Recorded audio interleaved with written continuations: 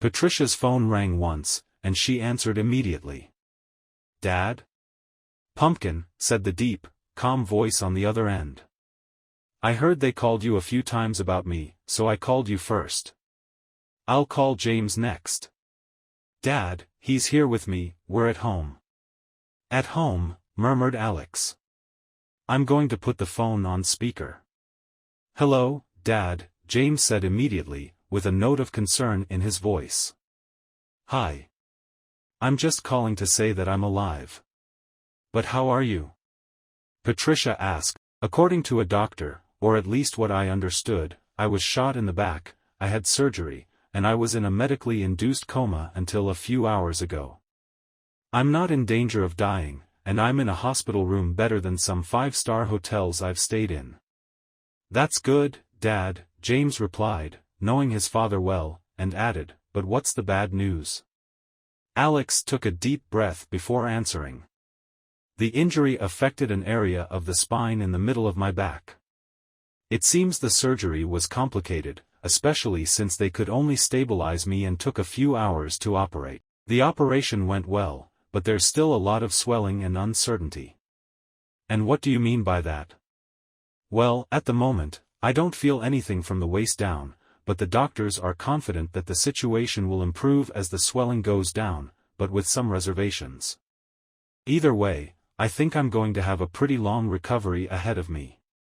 There was a shocked silence as they tried to process the information on the other end. Finally, it was Patricia who spoke. "Dad, what do you need?" "Nothing.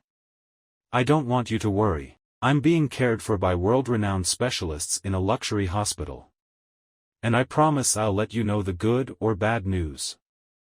I'll give your number to my security chief, and if something happens to me and I can't contact you, he will. I won't hide anything from you. Can we come visit you?" "Of course. You know you're always welcome. But right now, it doesn't make much sense. The doctor told me they're going to keep me under observation for about 2 weeks and with sedatives because of the pain, so for now, I don't think it's worth it, and if it causes a disturbance in your lives, then it's not even a good idea. It's not like I'm dying." "Okay, Dad," Patricia replied. "At least the good news were worth it. Well, now I'm going to rest a bit more because what they're giving me makes me groggy. Kisses to both of you." "Rest well, Dad," they both said almost in unison. Alex hung up and put the phone down, thoughtful. On the other end, the two siblings looked at their mother, who returned a grateful smile for letting her be there. "I just want to go there," Marie finally said. "I should be there, by his side." The two siblings exchanged a resigned glance. Alex placed the phone down, which felt like it weighed a ton. A doctor entered the room. "Good morning, Mr. Alexander." "So, how are we?" "I think I've seen better days," Alexander replied, his head heavy and uncomfortable with the pain he was feeling. "I imagine so," the doctor answered with a smile. The doctor did some tests, checking that there was still no reaction in the lower part of his body. Alex couldn't hold back. "Doctor, what does this mean?" "Well, for now, it means we have to wait some more time until we have certainties. Your spine was affected, and we need to give it time. When the inflammation starts to go down, we are confident you will recover. But there's always a chance of not recovering, right?" "To be honest, yes. But don't be pessimistic, man. In the end, one of the things in your favor is the excellent physical condition you're in. You need to be calm and patient." In the following 2 weeks, Alex underwent regular examinations.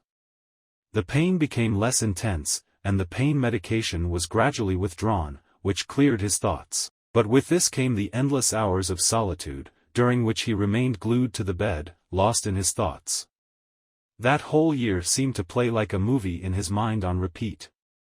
As the medications were eased off, Alex began to ask Miguel to bring him urgent matters and then started to hold video conferences with his secretary, who passed him information and to whom Alex gave directions. The doctors didn't allow him to dedicate too much time to this, but this interruption and focus were a blessing for him. After 2 weeks, his body finally reacted, a simple fleeting sensation and a tiny reflex, but enough to make his doctor smile. Good news, Mr. Alexander. The wounds have closed well, there are no complications, and signs of recovery are visible. And this is bad news, but not for you. Alex looked at him with an intrigued expression, and the doctor laughed. But it's bad news for a few nurses who were really enjoying seeing you around here. Alex laughed heartily. A few days later, he was transferred to another facility, where he would receive physical therapy treatments. He had been in the room for some time, a place as luxurious as the previous one, when a woman entered the room. "Hello, Mr. Alexander," she said with a melodious voice that, even without seeing, showed the smile with which the words were spoken. "It's a pleasure to meet you."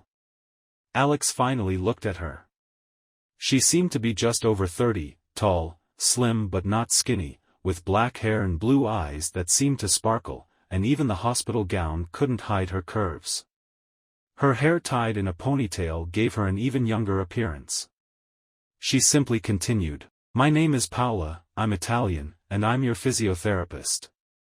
We're going to spend a lot of time together in the coming days." "Days?" Alex asked, surprised. "Well, about 2 more months, if all goes well. And it will go well. In the end, I'll be the one taking care of you. You'll see you'll have time to get tired of me." "I have my doubts about that," Alex replied with a smile. "Don't worry. I can be really annoying." She brought a wheelchair close to the bed and asked him, "Shall we? Are we starting already?" "There's no better time than now, but I also want to show you the clinic." She helped him transfer to the wheelchair and then guided him through the corridors. As they passed through rooms, she explained what they were for, and finally, they arrived at a huge indoor pool. "Do you know how to swim, Mr. Alexander?" "Please call me Alex." "Yes, I know." "Great. That way, I worry less about you." She took the wheelchair to an elevator, and it began to lower the chair into the water at a painfully slow pace. "Don't leave here, Alex. I'll be right back." "Don't take too long, or I might go for a stroll," he said, smiling. She just smiled and left him in the elevator. She soon returned in a swimsuit and a swimming cap, bringing one for him in her hand. She dove into the pool gracefully and approached him, placed the cap on his head, and freed him from the wheelchair. They spent some time in the pool, with her assisting him with some exercises that seemed basic, but to him, they felt impossible. Then she took him back to the room. "That's enough for today, Alex. We can't force anything, and I just wanted you to get used to it. By the way, you'll be eating in your room today, but starting tomorrow, you'll come to the cafeteria to eat. You're going to love the food here. The chef is Italian like me," she said, winking at him. "So, you mean I'm going to gain a little belly in the coming times, right?" "No," she said, looking at him with a teasing expression. "We can't ruin this," she said, making a gesture indicating his whole body.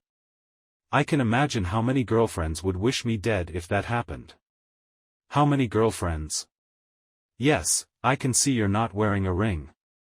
So, you must be out there breaking hearts." Alex laughed. "There aren't many hearts to break where I've been. Well, except for my cook and housekeeper, but I don't think they're interested." "No? Why not?" "Well, they're both in their 60s. Look, there are plenty of depraved old ladies out there. You'd be surprised." The mere mental image made him grimace, and she laughed. "Well, that's enough for today, Alex. Tomorrow we're going to have a busier day. Rest well." "Thank you, see you tomorrow." And when she was leaving, she turned to him and winked with a mischievous smile. Alex smiled. How did that phrase go from the video of that song by Elton John and George Michael?